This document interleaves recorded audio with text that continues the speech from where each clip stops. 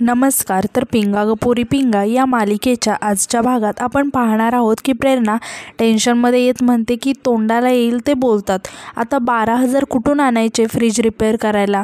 श्वेता म्हणते की बँकेत नुसता खडखडाट आहे माझ्या, तर नाहीतर असे दिले असते पटकन. आता प्रेरणा म्हणते की श्वेता, तू नेहमीच पैसे द्यायला तयार असतेस, पण म्हणून काय आम्ही प्रत्येक वेळेस तुझ्याकडून घ्यायचे का. श्वेता म्हणते की 12,000 म्हटल्यानंतर प्रत्येकीला 2,500 रुपये तर द्यावेच लागतील ना गं. प्रेरणा टेन्शनमध्ये येत म्हणते की नाही गं, आता तर वल्लरीसुद्धा नाही आहे इथे, म्हणजे 2,500 नाही तर 3,000 द्यावे लागतील प्रत्येकीला. तेव्हा तेजा म्हणते की आपण नवीन फ्रीज घेतला तर. नाही म्हणजे या फ्रीजवर खर्च केला आणि नंतर त्याने परत खर्च काढला, नंतर तो बिघडला तर आपण काय करायचं. प्रेरणा घाबरत म्हणते की तुझ्या जिभेला काही हाड आहे का, काही काय बोलतेस तेजा. यावर तेजा म्हणते की एकतर कोणाच्या जिभेला हाड नसतं, मी प्रॅक्टिकलच बोलते आहे. मी ऑनलाईन एक फ्रीज बघितलं आहे, तो पण बजेटमध्ये. असं म्हणून ती मोबाईलमध्ये प्रेरणाला ऑनलाईन फ्रीज दाखवायला लागते. 17-18 हजारांमध्ये आरामात फ्रीज येईल, एकदाच खर्च होईल आणि परत काही टेन्शनसुद्धा येणार नाही. आता प्रेरणा म्हणते की काहीतरी काय बोलते ग तेजा, इथे 12,000 कसे जमवायचे याची चिंता आहे आपल्या डोक्याला, आणि 18-20 हजार रुपये कसे जमा होणार. तेव्हा तेजा म्हणते की पण प्रेरणा, खर्चाचे फायदे बघ ना तू. श्वेता मध्येच म्हणते की तेजा, तू काय म्हणते ते कळतंय मला, पण 20,000 म्हणजे प्रत्येकीला 4-4 हजार रुपये तरी भरावेच लागतील ना गं. आणि कितीही म्हटलं वल्लरी आल्यानंतर देईल तरी आता 5-5 हजार रुपये द्यावे लागतील.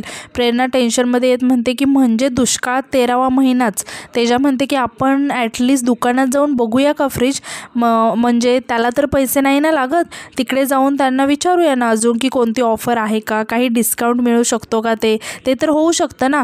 तेव्हा श्वेता म्हणते की मला कॉल्स आहेत जरा, तुम्ही जा.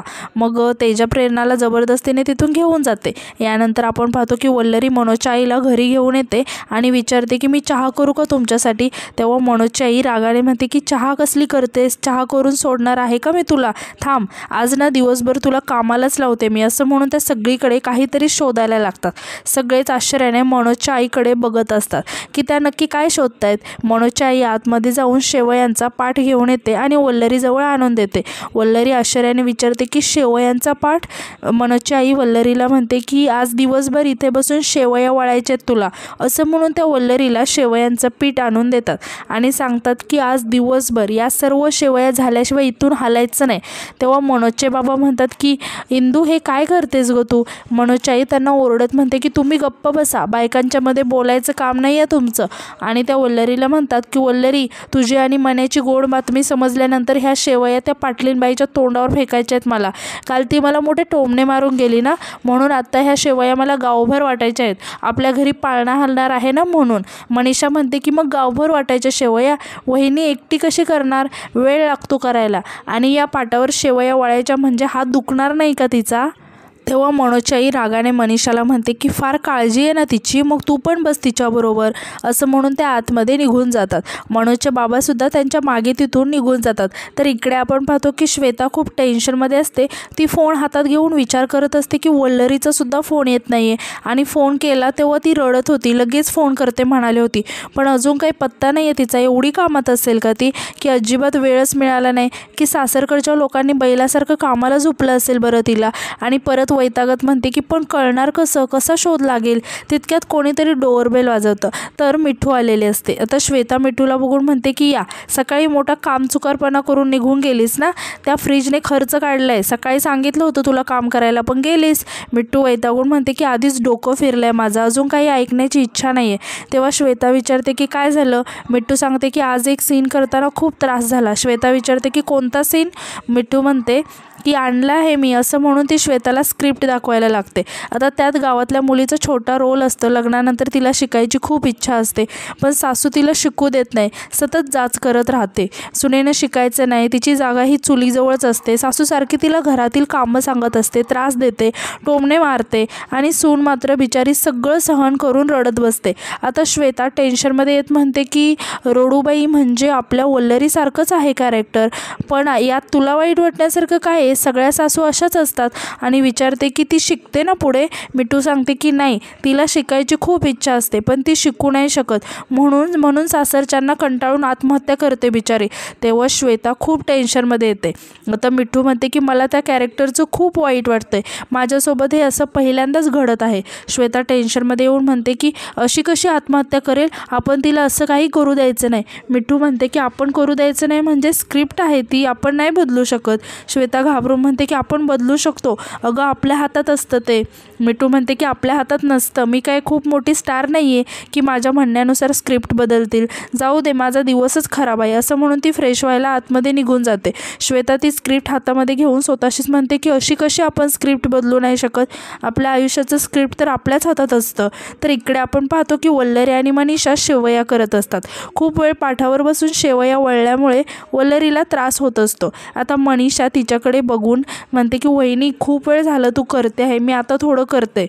तेव्हा वल्लरी म्हणते की नाही नको मनीषाताई, तुम्ही करून कसं चालेल, सासूबाईंनी मला करायला सांगितलं ना हे, मग मीच करेन. तुम्हाला करताना पाहिलं ना तर त्या खूप उगाच चिडतील, राहू दे. तितक्यात मनोज तिथे येतो आणि वल्लरीचं बोलणं ऐकतो. मनीषा वल्लरीला म्हणत असते की मग थोडा वेळ थांबूया का आपण. वल्लरी म्हणते की थांबून नाही चालणार, आपल्याला अख्ख्या गावासाठी करायचं आहे, आपल्याला खूप काम बाकी आहे अजून. हे सगळं बघून मनोजला खूप राग येतो आणि तो रागाने म्हणतो की वा चांगला सुरू आहे अभ्यास. आणि आतमध्ये येऊन रागाने वल्लरीला म्हणतो की शेवयांची रेसिपी विचारणार आहेत का वकिलीमध्ये. वल्लरी म्हणते की ते सासूबाईंनी मला काम सांगितलं होतं. मनोज ओरडून म्हणतो की मग तिला सांगायचं ना की तुला अभ्यास आहे म्हणून. मनीषा मनोजला शांत करण्याचा प्रयत्न करत म्हणते की दादा ते वहिनींनी सांगितलं होतं, पण मनोज तिच्यावरही चिडतो. आता वल्लरी मनोजला म्हणते की तुम्ही ऐकून तरी घ्या माझं, त्यांना काही बोलू नका, काम होतं म्हणून. मनोज रागाने म्हणतो की तुला अभ्यास करता येऊ नये म्हणून दिलं आहे ते काम, आतमध्ये जाऊन डबे चेक कर, अख्ख्या गावाला पुरतील एवढ्या शेवया आहेत. वकील व्हायचं आहे ना तुला, मग तुला तुझीच केस कशी लढता येत नाही. स्वतःवर एवढा अन्याय होतो तो सहन करतेस आणि दुसऱ्याला काय न्याय मिळवून देणार आहेस तू. अन्याय सहन करून कशी वकील बनणार आहेस तू. तुला मुंबईला शिकायला पाठवून ना मी खूप मोठी चूक केली. आता मनोजचा आवाज ऐकून मनोजचे आई बाबा बाहेर येतात. मनोज रागाने म्हणतो की तुझी इच्छाच नाही आहे ना वकील होण्याची, आपण एक काम करूया, आजपासून तुझा अभ्यास बंद कर, काही गरज नाही शिकायची, वकील खूप आहेत, तू शेवयाच बनव, तुझी सगळी पुस्तकं घेऊन ये, मी आज जाळूनच टाकतो. हे सर्व ऐकून मनोजची आई खूप खुश होते आणि मनातच म्हणते उशिरा का होईना, पण माझ्या मनाला अक्कल तर आली. बाईचे हात लिहिताना नाही तर भाकरी करताना शोभून दिसतात, हिच्या हातातलं पुस्तक कायमचंच गायब करते. यानंतर आपण पाहतो की मिठूला बॉर्न स्टार कास्टिंग एजन्सीमधून राधिकाचा कॉल येतो. तेव्हा मिठू खूप शॉक होते. राधिका मिठूला कॉलवर सांगते की जयपूरमध्ये एक हिंदी फिल्म शूट होते आहे, ज्यामध्ये सेकंड लीड ॲक्ट्रेस आहे ना त्या अचानक आजारी पडल्या आहेत, त्यामुळे आम्ही काही ऑडिशन मागवले होते, त्यामध्ये तुमचंसुद्धा ऑडिशन होतं आणि तुम्ही सेकंड लीडसाठी फायनल झाला आहात. हे ऐकून मिठू खूप खुश होते आणि आनंदाने ओरडायला लागते आणि विचारते की आणि पेमेंट. तेव्हा राधिका सांगते की पर डे 10,000. हे ऐकून मिठू खूप खुश होते. राधिका म्हणते की पण आमच्या एजन्सीचं कमिशन 10,000 आहे, ते तुम्हाला आजच द्यावं लागेल. आमचं कमिशन मिळताच तुमच्या जयपूर प्लेनचं तिकीट कन्फर्म होईल आणि तिकीट तुम्हाला ईमेलवरच मिळेल आणि तिकीट येताच तुम्हाला लगेच एअरपोर्टवर जावं लागेल आणि उद्या सकाळी तुम्ही जयपूरमध्ये शूटवर असाल. मिठू तेव्हा खूप खुश होते आणि विचारते की पण ते पेमेंट आजच करणं गरजेचं आहे का. तेव्हा राधिका म्हणते की हो, आमचं कमिशन येताच मी तुमचं तिकीट बुक करेल. आणि मिस स्मितीला हे प्रोडक्शन म्हणजे खूप मोठं प्रोडक्शन आहे, एवढं तर तुम्हाला माहीतच असेल, असं म्हणून ती फोन ठेवते. आता मिठू आनंदाने उड्या मारायला लागते आणि परत टेन्शनमध्ये येत म्हणते की पण माझ्या अकाउंटला तर 11,000च आहेत, जर मी तिला यातले 10,000 रुपये दिले तर माझ्याकडे 1,000 उरतील, माझ्याकडे काहीच राहणार नाहीत. आणि परत स्वतःला समजावत म्हणते की जाऊ दे मिठू, हिंदीमध्ये सेकंड लीड मिळतोय तुला, देऊन टाक पैसे, असं म्हणून ती लगेच ऑनलाईन पे करते आणि परत आनंदाने नाचायला लागते. तितक्यात कोणीतरी डोरबेल वाजवतं. मिठू आनंदाने दरवाजा उघडते. तेजा आणि प्रेरणा आलेले असतात. आता तेजा मिठूला असं खुश बघून विचारते की काय झालं, नवीन ऑडिशन वगैरे आलं की काय. तेव्हा मिठू म्हणते की ऑडिशन नाही, असं म्हणून ती थांबते आणि म्हणते की सांगते नंतर. आता प्रेरणा तेजाला म्हणते की तेजा तो फ्रीज किती मस्त होता ना गं, म्हणजे माझ्या टिफिनचे जे सगळे मोठे मोठे टोप असतात ना ते सुद्धा मावतील त्यात. तेजा म्हणते की मिठू जरा श्वेताला बोलव. मिठू सांगते की मी फ्रेश व्हायला गेली ना तर ती तोपर्यंत गायब झालेली. प्रेरणा आश्चर्याने विचारते की न सांगता निघून गेली का ती. तेव्हा तेजा म्हणते की ती कधी कोणाला सांगून जाते, असं म्हणून ती श्वेताला कॉल करायला लागते, पण तिचा फोन लागत नसतो. तेव्हा तेव्हा सगळेच खूप टेन्शनमध्ये येतात. आता प्रेरणा टेन्शनमध्ये येत म्हणते की तेजा काही गडबड नसेल ना गं, नाही म्हणजे त्या अनिमेशसोबत भांडली वगैरे नसेल ना, कुठे गेली असेल. आता यानंतर आपण पाहतो की मनोज वल्लरीला म्हणतो की वल्लरी, मी तुला शेवटचं सांगतोय, तुझी सर्व पुस्तकं घेऊन एकदाची जाळून टाकतो, म्हणजे कटकटच मिटेल. मनीषा म्हणते की दादा जाऊ देणार रे, सोड ना आता.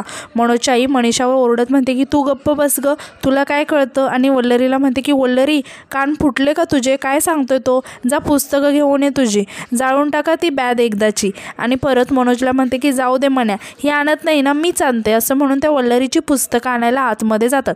वल्लरी खूप रडत असते आणि ती रडत मनोजला म्हणते की तुम्हाला वाटतं तसं. मनोज रागाने म्हणतो की मला काही नाही ऐकायचं आहे वल्लरी. मनोजच्या आई वल्लरीची पुस्तकं बाहेर घेऊन येते आणि म्हणते की आता ही पुस्तकं तू सांगितल्याप्रमाणे मी जाळून टाकते. असं म्हणून त्या वल्लरीच्या हाताला पकडून तिला बाहेर ओढत घेऊन येतात. मनीषा आणि मनोजचे बाबा तिला थांबवण्याचा प्रयत्न करत असतात, पण मनोजची आई कोणाचंही ऐकायला तयार नसते. सगळे त्यांच्या मागे बाहेर येतात. वल्लरी खूपच रडत असते. आता मनोजची आई वल्लरीच्या हातामध्ये तिची पुस्तकं देते आणि स्वतः जाऊन आग लावते.